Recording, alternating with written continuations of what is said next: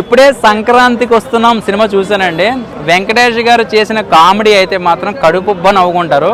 So ఇది comedy cinema కాదు, ఒక మంచి ఫ్యామిలీ ఎంటర్టైన్మెంట్ అండ్ యాక్షన్స్ కూడా ఉన్నాయి, ఒక మంచి కామెడీ ఉంది, మంచి సాంగ్స్ ఉన్నాయి. సో ఒక మంచి అవుట్పుట్, సంక్రాంతికి వస్తున్నాం ఫ్యామిలీతో చూసి హ్యాపీగా బయటికి రావచ్చు, అలాంటి ఫీల్ అయితే కలిగింది. సో స్టోరీ విషయానికి వస్తే కనుక స్టోరీ లైన్ చిన్నదైనా అవుట్పుట్ మాత్రం చాలా పెద్దది ఉంది. అనిల్ రావుపూడి గారు చేసిన డైరెక్షను అంతకుముందు సినిమాలతో పోల్చుకుంటే ఈ సినిమా కనెక్ట్ అవ్వదు. ఎందుకంటే మనం అంతకుముందు ఇంట్లో ఇళ్ళాలు వంటలింట్లో ప్రియరాలు సినిమా చూసినప్పుడు నాకు అనిపించింది ఏంటంటే ఆ జానర్ కొంచెం తగిలిందేమో అనుకున్నా కానీ అసలు ఎక్కడ సింక్ అవ్వలేదు. ఎందుకంటే ఒక ఎక్స్ గర్ల్ ఫ్రెండ్, పెళ్ళి అయిపోయిన అమ్మాయి, తర్వాత పెళ్ళి అయిపోయాక ఎక్స్ గర్ల్ ఫ్రెండ్ వస్తే మధ్యలో ఎలా నలిగిపోతాడో ఒక మగాడు అనేది చూపించారు. సో సాంగ్స్ కానీ, అంటే తూర్పుగోదావరి జిల్లాలో అమ్మాయిలు ఆడవాళ్ళు ఎలా మర్యాద ఇస్తారు, అంటే శత్రువు కూడా అటాక్ చేసి అన్నం పెడతారు మా వాళ్ళు అన్నట్టుగా చూపించారు. సో అందులో ఒక బొడ్డోడి క్యారెక్టర్ అయితే మాత్రం చాలా కనెక్ట్ అయిపోతారు. వాడు చేసిన కామెడీ మామూలుగా లేదు.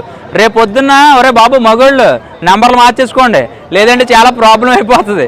నెంబర్లో అంటే దీపిక ఉందనుకోండి దీపక్ అని పెట్టండి, సృజన ఉందనుకోండి సీనుగడ్ అని పెట్టండి. ఎందుకంటే ఈ సినిమా చూసుకున్నాక మీకు బయటకు వచ్చాక ఉంటుందిరా దిబిడే. ఎందుకంటే ప్రతి ఒక్కళ్ళు కూడా ఫ్యామిలీస్ వెనకాల నేను అబ్జర్వ్ చేస్తున్నాను, నవ్వుకుంటున్నారు. నీ ఇంటికి రా, నీ సంగతి చెప్తున్నాను. ఆ ఇంటికి వెళ్తే డైరెక్ట్ బార్కి వెళ్ళిపోతాడండి. బార్కి వెళ్ళిపోయి బలానికి టానిక్ వేసుకుని హ్యాపీగా అప్పుడు చెప్పమ్మా అంటాడు. ఎందుకంటే 2 దెబ్బలనే తినేస్తాడు.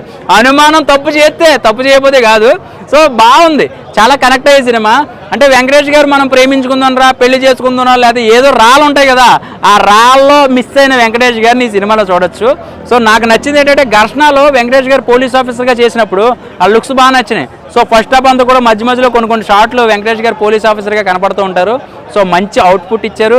ఒక మంచి కామెడీ టైమింగ్ ఉన్న బాబుని పెట్టుకున్నారు, వాడే చాలా ప్లస్ అయిపోయాడు సినిమాకి. సో కట్ చేస్తే సంక్రాంతికి వస్తున్నాం, ఒక మంచి ఫ్యామిలీతో చూస్తే ఎక్కడ డిసప్పాయింట్ అవ్వరు.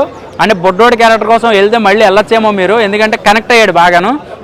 కట్ చేస్తే సంక్రాంతికి వస్తున్నామంటే పూర్తిగా సంక్రాంతి సినిమా అనుకుంటారేమో. అన్ని యాక్షన్స్, ఎమోషనల్స్, గురువు కోసం చెప్పారు, ఒక గురువు గొప్పతనం కోసం చెప్పారు. చూడడానికి కన్నులో పండగగా ఉంది. సో ఇది ఇంకొక 2 రోజుల్లో ఇంకా బాగా ఎంజాయ్ చేస్తారు.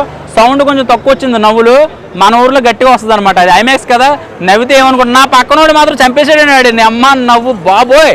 ఆడు అక్కడ కామెడీ సీన్ రాపోయినా నవ్వేస్తున్నాడు, ఏడుపు సీన్ వచ్చినా నవ్వే, ఇంకా నవ్వుతూనే ఉన్నాడు. అంటే ఏమన్నా జబ్బు పట్టిందా ఏంటో అర్థం కాలే. కట్ చేస్తే చాలా బాగుంది. దీనికి ఎక్కడ రిమార్కులు అనేది ఏమి అనిపించలేదు, ఎందుకంటే ఈ జానర్ వేరు, దీనికి కథ అవసరం లేదు, కంటెంట్ ఉంటే చాలు. మన ఇంట్లో స్టోరీని సినిమా తీసిన అనిల్ రావుపూడి గారు అది ఆడేస్తుంది. ఎందుకంటే మనకి దీనికి కావాల్సింది